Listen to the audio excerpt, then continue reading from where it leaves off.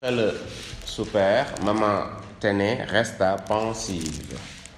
Elle se demandait comment résoudre les 1000 difficultés qui, fatalement, naîtraient de ce mariage. Filant son coton de tous les soirs, elle jetait de furtifs regards sur le père Benfa. Elle eût voulu lui parler, elle eût voulu lui dire tout ce qui, en 7 minutes même, la tracassait. Mais elle n'osait, car elle savait que le père Benfa la croirait de connivence avec sa fille Kani et s'en prendrait à elle. Étendu sur son tara, l'air satisfait, le maître de la maison contemplait les étoiles. Douce était la nuit, le clair de lune inondait la cour d'une lueur à laquelle le ciel donnait sa couleur. On eût dit, en regardant l'horizon, qu'une main ingénieuse avait dessiné des arbres et des collines sur un immense tapis bleu orné d'étoiles. Les tam-tams résonnaient et couvraient la voie chevrotante du muezzin. Dans la rue, les cris des enfants se mêlaient aux cantiques des mendiants. Soudain, le sifflement des flûtes dominant les bruits de la rue. C'était l'appel aux enfants du quartier qui devaient affronter d'autres enfants à la lutte ancestrale. Maman Téné arrêta sa quenouille. Le père Benfa se redressa. La lutte, fit-il. Les enfants vont lutter. Il se recoucha et pensa à sa jeunesse, aux exploits de sa jeunesse. Il fut un peu triste à l'idée que la lutte populaire de jadis mourrait aujourd'hui, dédaigné par les enfants qui vont à l'école. Maman Téné, distraite un moment de ses lourdes pensées, fredonnant l'hymne au maître lutteur, et ce chant la transporta dans ses jours de liberté, dans les beaux jours de son enfance. Mais la réalité était là. Kani venait de rentrer. Maman Téné devint à nouveau soucieuse. Des minutes et des minutes s'écoulèrent, sentant que ses doigts n'avaient plus l'agilité de tous les jours. Maman Téné s'arrêta, se leva, rangea ses quenouilles après s'être débarrassée des débris de coton qu'elle avait sur les bras et sur les vêtements. Puis elle s'habilla convenablement et vint à côté du père Benfa. « Je vais faire une commission, lui dit-elle. Mais le père Benfa dormait. Maman Téné resta un moment indécise,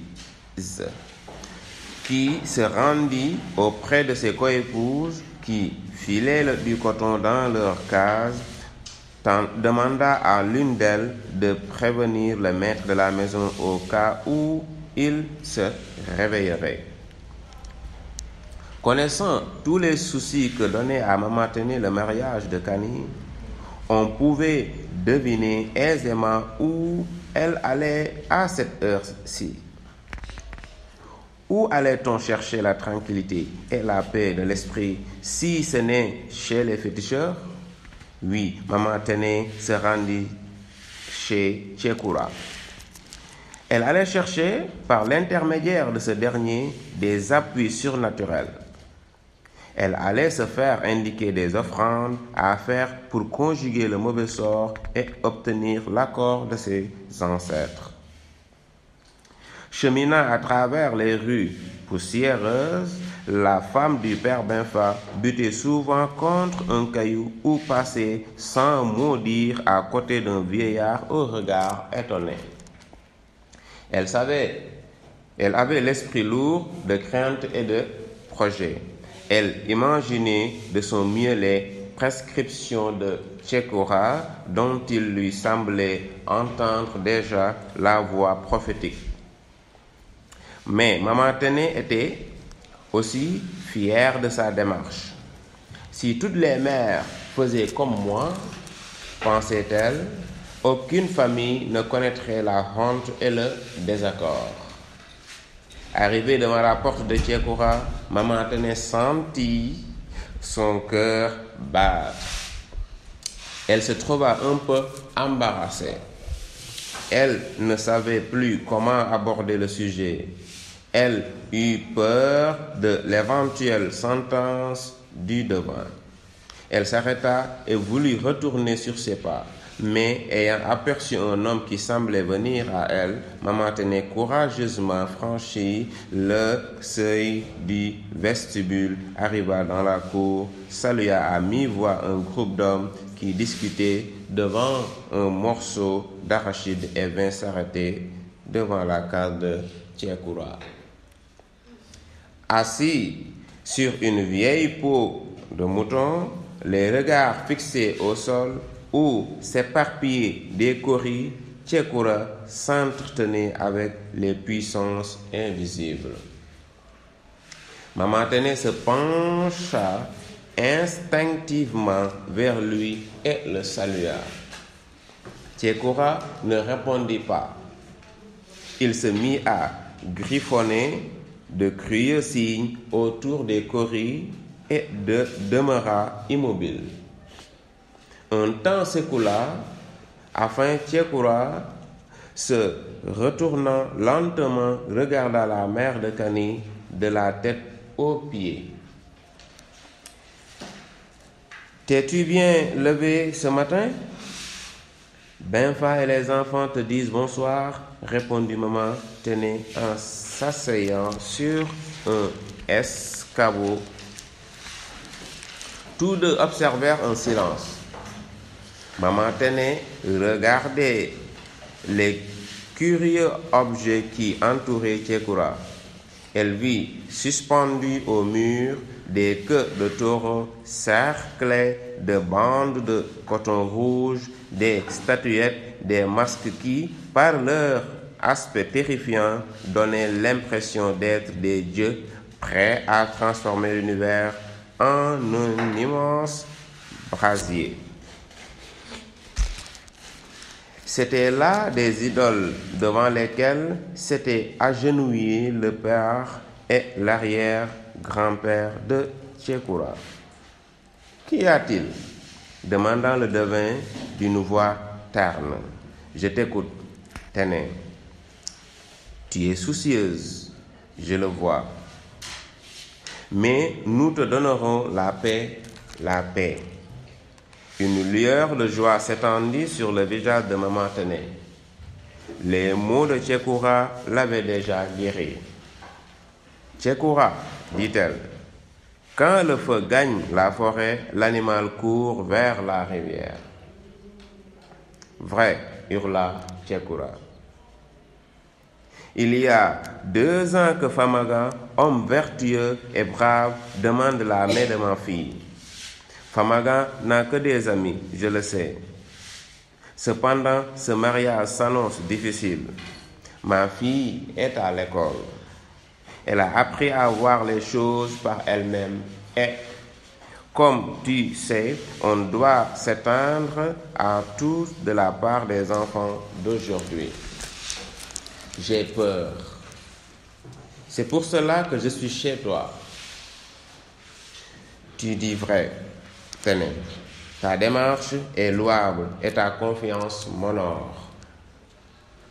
D'un geste lent, le devin prit sa tabatière. Le tabac aide l'esprit à voir clair. Se levant brusquement, au point qu'il fit sursauter maman Tené, Tchekura décrocha 2 de ses fétiches suspendus au mur. Il les brandit, hurlant des mots étranges. Il resta quelques minutes figé comme ces statues, puis posa les fétiches sur un carré de sable et endossa un boubou couleur sang perlé d'amulette. Il se plaça ensuite devant un masque au visage infernal. Tout d'un coup, d'une pièce intérieure voisine, on entendit résonner des tam-tams, lourds, lugubres, au rythme lent et irrégulier.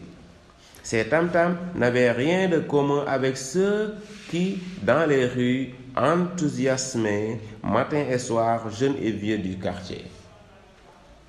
À les entendre, on imaginait un monstre sortant des profondeurs de l'abîme. Cette atmosphère, ces masques aux grimaces terrifiantes, ce tam-tam sinistre et étrange boubou couleur sang glacèrent Maman Téné. Les tam-tams devenaient de plus en plus puissants. Tchékoura s'agenouilla devant une des idoles, se releva et vint prendre derrière la femme du père Benfa une calebasse remplie de cori. Il en déversa le contenu sur un autre carré de sable au fond de la petite cave, examina longuement les coris éparpillés et prononça quelques mots. Ensuite, plongeant 2 fétiches dans une calebasse remplie de sang, le devin cria « Tuez l'insolent, protégez le fidèle, l'un seul des vivants, frappez l'indiscret au milieu de la tête, frappez-le, qu'il n'y ait ni sang, ni pus, ni fracture, ni fêlure, cependant que sa tête garde votre empreinte, mais protégez les amis, et si vous êtes puissant, je vous attends. » Maman Téné ouvrit de grands yeux. Son front se couvrit de sueur. Elle trembla. À peine Tchékoura eut-il prononcé ces derniers mots que la case se remplit de fumée en même temps que de nombreux émissements s'élevaient. De longues minutes s'écoulèrent ainsi. Maman Téné, isolée, ne voyait ni Tchékoura, ni les fétiches, ni rien. Enfin, les tam-tams ralentirent, devinrent faibles, lointains et s'éteignirent finalement dans les ténèbres d'où ils étaient nés. La fumée se dissipa peu à peu et Tchékoura, assis en face de Maman Téné, reparut, mâchant sa salive. 3 fois, il toussota et 3 fois Maman Téné sursauta. Une impatience mêlée d'angoisse serrait la femme de Benfa à la gorge, mais elle se contentait. Enfin, Tchékoura se décida à parler. Maman Téné sortit, satisfaite et tranquille sur le sort de Kani et la paix de la famille. Le lendemain matin, il apporta à Tchékoura 2 calebasses de lait, une poignée de cola et un coq rouge.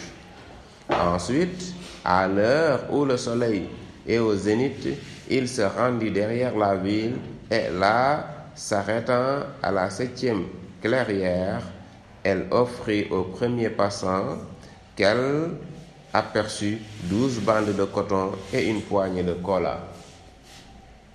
Maman Téné ne dit mot à personne de ce qu'elle avait fait, ni de ce qu'elle savait désormais.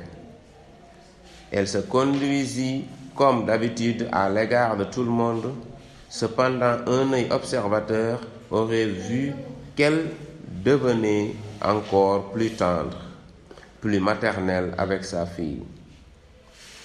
Était-ce là une prescription de Tchémako? Mystère.